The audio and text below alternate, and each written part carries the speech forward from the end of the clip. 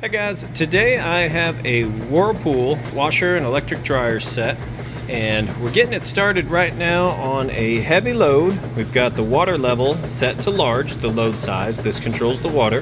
Then temperature, we're doing warm, cold. Of course, I go through and check every single one of these. I do about 4 loads on them to make sure all the cycles and everything on it work perfect. And then this is the last load, which I always film as if you were standing here yourself. You get to check it out, make sure everything works perfect on it.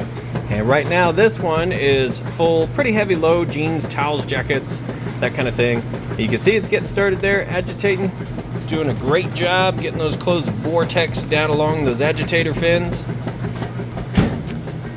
And we're gonna allow it to move through that wash cycle. I'll come back and show you that it drains the water out like it's supposed to, fills back up with water for the rinse cycle, and then has a nice, fast, smooth final spin cycle.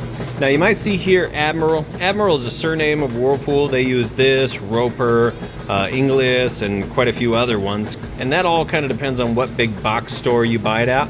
Each big box store has their own surname. So this one's Admiral, and the dryer I've got is an Amana, I believe. But they're both Whirlpool machines. They look exactly the same, and under the shell they're all exactly the same. So this one's been clean head to toe, and it's ready to go. So like I said, I'll show you through the cycle. We'll kind of cut and come back, that way the video is not too long. When it's all done, we'll move over and show you that the dryer works perfect.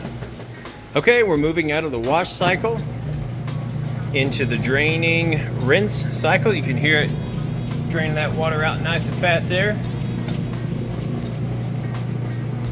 Now I'm not going to lift the lid up during this drain cycle because at the moment it's not spinning, it's just draining. Then it'll kick over and spin to extract the soapy water out.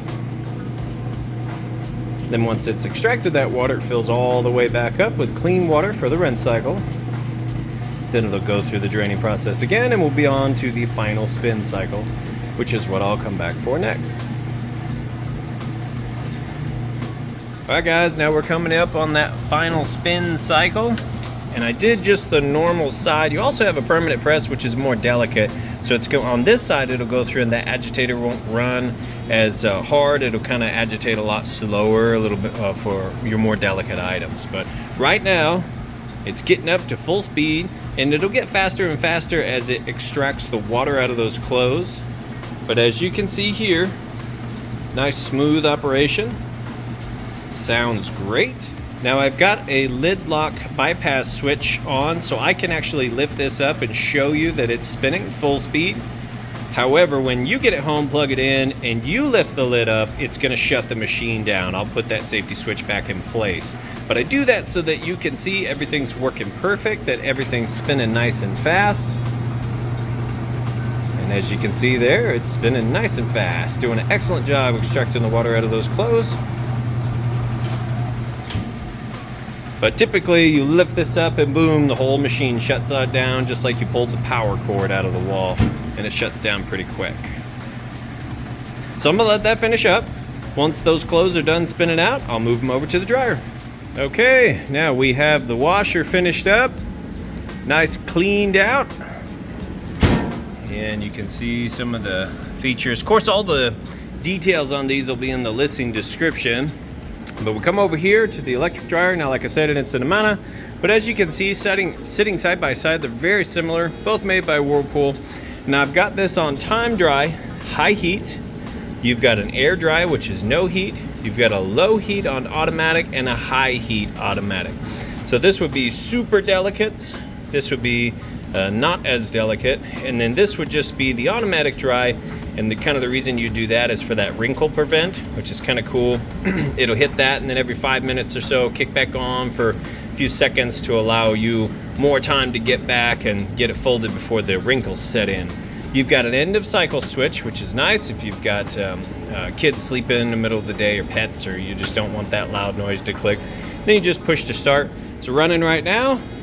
You can hear it's a nice smooth operation. Sounds great. And it'd actually be a little bit quieter once you get the vent hose on the back to kind of muffle that blower motor. Now what I'm going to do is show you that it is in fact heating. So we've got our temperature gun here. It's about 81 degrees on top of the dryer, right in between those 2 red dots. You see if I shine it on the concrete floor, it's a little cooler down there. It's about 76, 77 degrees. So we'll go ahead and open this up. You see everything was tumbling. We'll shoot it right inside the heating element tube. Now it's very hot inside this tube right here. It goes down back behind where the heating element is. But the inside of your dryer, it's only gonna get up from about 95 up to 195. Just kind of depends on how long it's been running and what you have your heat setting at. So we'll go ahead and close that back up, hit start again, and I'm gonna let that go ahead and finish up. If you have any questions, feel free to reach out, and I do really appreciate you taking the time to watch this video. Now you know everything works perfect. When you get it home, plug it in, you'll be good to go. Thanks, you guys have a great day.